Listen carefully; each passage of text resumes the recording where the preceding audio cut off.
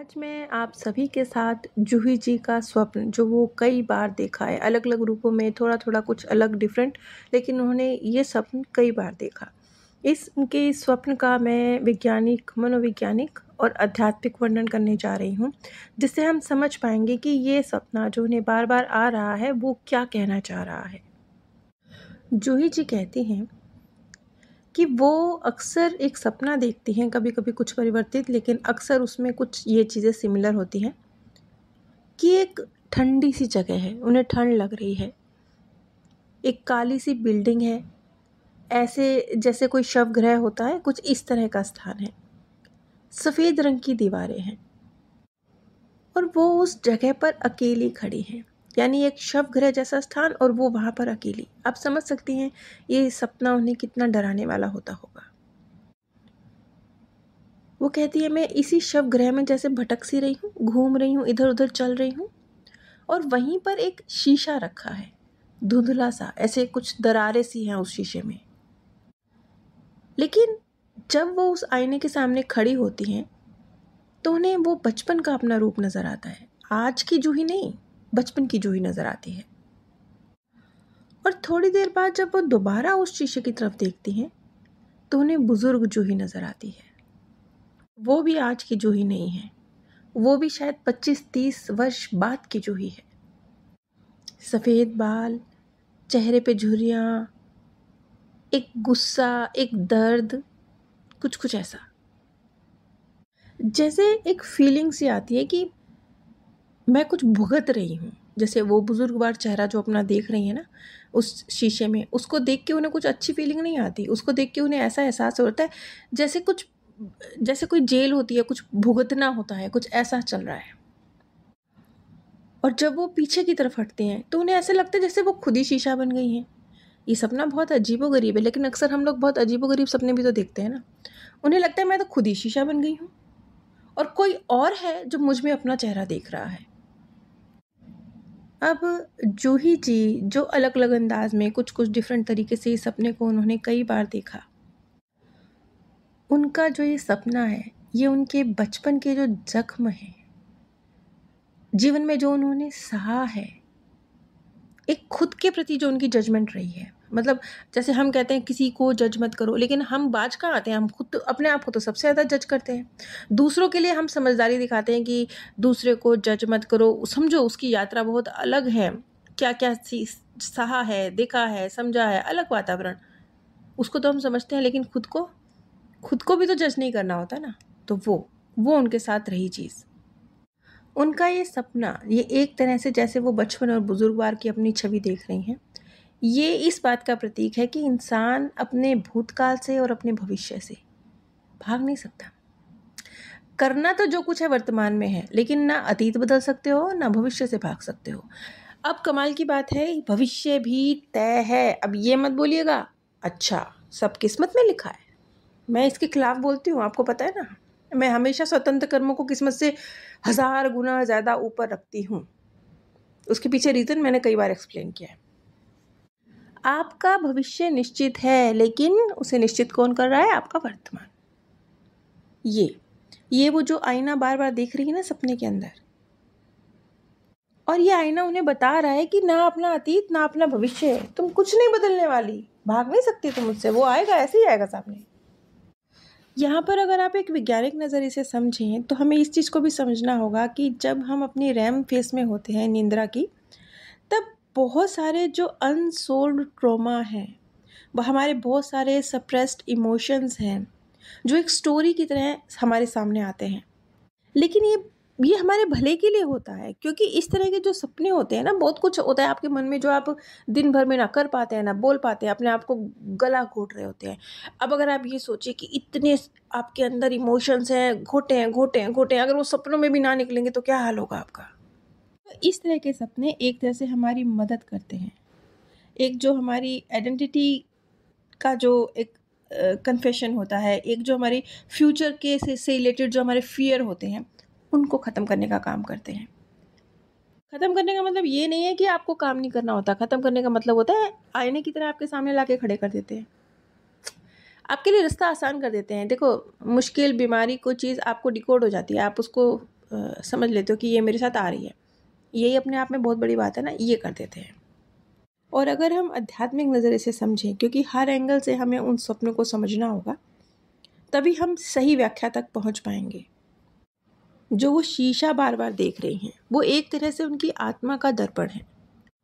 हमारे जो बचपन के डर हैं और जो बुढ़ापे को लेके डर हैं, और बुढ़ापे में अक्सर मैं देखती हूँ, क्योंकि मैं इसी तरह से कार्य से जुड़ी हुई हूँ, तो मैं देखती हूँ बुढ़ापे में लोग को पछतावे बहुत होते हैं, और ये बड़ा खतरनाक चीज़ है। मैं बार बार बोलती हूँ ना, कुछ एक पॉइंट है जो नोट डाउन करके रखने के लिए है। बुढ़ापे में जो लोग पछताते हैं ना, उनकी आत्मा का पुनर्जन्म का जो चक्र है वो इससे प्रभावित होता है मीन्स छोटी छोटी, मैं तो बार बार ये बात दोहराती रहती हूँ, लेकिन इतनी महत्वपूर्ण है कि मुझे लगता है दोहरानी चाहिए, पक्की हो जानी चाहिए आपके अंदर। इसलिए छोटे छोटे शौक, छोटी छोटी खुशियाँ, इच्छाएं मत मारिए, गला मत घोटिए।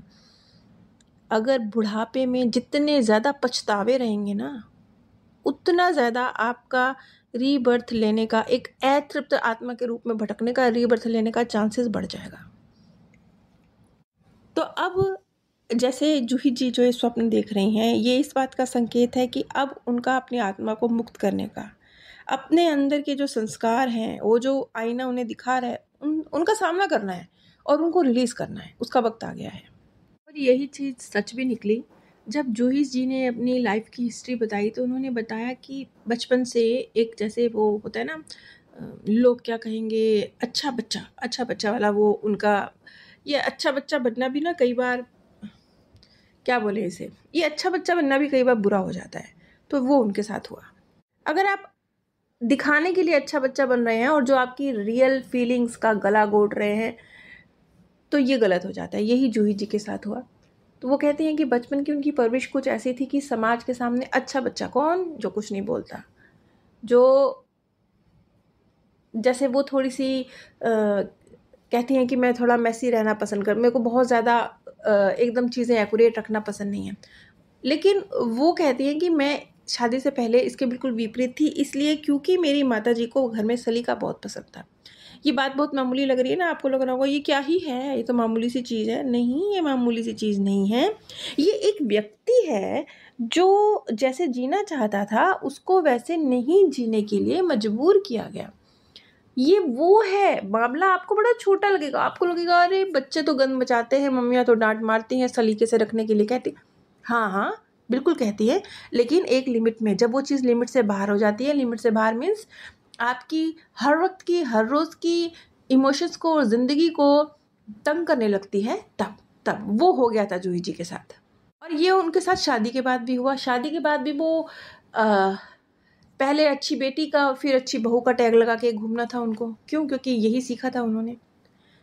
इस चक्कर में भी उनका ससुराल पक्ष में भी बहुत ज़्यादा यूज़ हुआ, मतलब यूज़ नहीं कहना चाहिए, उन्होंने होने दिया, अपनी छोटी छोटी जो इच्छाएं हैं उनका गला घुटने दिया। तो ये चीज़ तो बड़ी कॉमन है और इतनी ना मामूली चीज़ों में निकल के आती है कि आप सोच भी नहीं सकते। मैं आप लोगों के साथ काम करती हूँ और जैसे मैंने बताया ना, मैं अब किताबी बात कम करने की कोशिश करती हूँ और जो चीज़ें प्रैक्टिकली मेरे सामने आती है, मैं उनको लेके ज़्यादा आप लोगों के साथ शेयर करती हूँ। तो मेरा भी अपना एक एक्सपीरियंस रहा है, मैंने ये चीज़ नोटिस करी है, क्योंकि मैं बहुत सारी महिलाओं के साथ कार्य करती हूँ। अक्सर मतलब मेरे पास जो 70% आती हैं वो महिलाएं ही होती हैं। तो मैंने ये चीज़ नोटिस करी, ख़ास तौर पे बुजुर्गवार महिलाओं में, सब में वैसे तो। ये ना बहुत छोटी और मामूली बातें होती हैं जिनको आप बिल्कुल सोच नहीं सकते, वो उन्हें दर्द और खुशी दे रही होती है। सोच नहीं सकते। यहाँ पर आकर मैं देखती हूँ कि पुरुष ना महिलाओं को पहचानने में फ़ेल हो गए हैं। क्यों? क्योंकि अरे वो इतनी छोटे-छोटे दर्द लेके बैठी हुई हैं और इतनी छोटी-छोटी शिकायतें लेके बैठी हुई हैं। जैसे कि एक आंटी जी आई थी मेरे पास, उनका कहना ये था कि मैं तो अपने पति से जीवन पर्यंत बहुत प्रेम करती रही और पूरे जीवन हर रोज़ रात को मैं उनके पाँव दबाती थी, मैं उनकी सेवा करती थी, लेकिन उनका हाथ मैं कभी भी बीमार हो गई, मेरे सिर तक नहीं आया। मतलब देखिए, अब आप देखिए वो जो आंटी जी थी, कितनी रिस्पेक्ट थी ना उनके अंदर। उन्होंने बोला भी, शिकायत रखी भी, है ना? लेकिन कैसे रखी मेरे सामने? ऐसे बोली कि मैं जीवन पर्यंत अपने हस्बैंड के पाँव दबाती रही, मेरे सिर में भी कभी दर्द हुआ तो उनका हाथ मेरे सिर तक नहीं आया। ये बात देखिए, उन्होंने ये नहीं कहा, अपने पति की रिस्पेक्ट करते हुए उन्होंने कहा कि मेरे सिर तक नहीं आया, पाँव तक तो मैं खुद ही उनको हाथ नहीं लगाने देती। ये एक सुनने में ना बड़ी मामूली बात लग रही होगी, हमें लगता होगा ठीक है यार, वो लड़कियों के साथ तो ऐसा औरतों के साथ बुजुर्ग में पिछली सदी में होता आया है, पर देखिए ये इतना मामूली नहीं है, ये छोटे छोटे दर्द हैं, पता नहीं किस किस रूप में हर कोई स्त्री और पुरुष कैरी करता है, लेकिन स्त्रियाँ कुछ ज़्यादा ही कैरी करती हैं, उनके साथ ज़्यादा होता है ना, इसलिए। तो ये जब आंटी जी ये बात बोल रही थी तो मुझे लग रहा था कि कौन समझेगा कि इतनी सी बात की पीड़ा भी किसी के अंदर हो सकती है। ये एक्चुअल पीड़ा क्या थी? एक्चुअल पीड़ा ये थी, मैंने, क्योंकि वो एक बहुत ही टैलेंटेड लेडी थी आंटी जी की ना, वो जो एक उनमें नज़र आ रहा था कि जैसे एक प्रतिभाशाली व्यक्तित्व था उनका, तो उनके अंदर बहुत सारी चीज़ें रही होंगी, बहुत सारी उनकी प्रतिभा को दबाया गया, उनको वो प्यार, अनकंडीशनल प्यार देने की आदत है ना, वो प्यार देती रही, पैर दबा के वो प्यार प्रदर्शित कर रही थी। यहाँ पर ना एक चीज़ देखिए, पता क्या होता है, हर इंसान के पास जो होता है ना वो वैसे अपना प्यार प्रदर्शित करता है।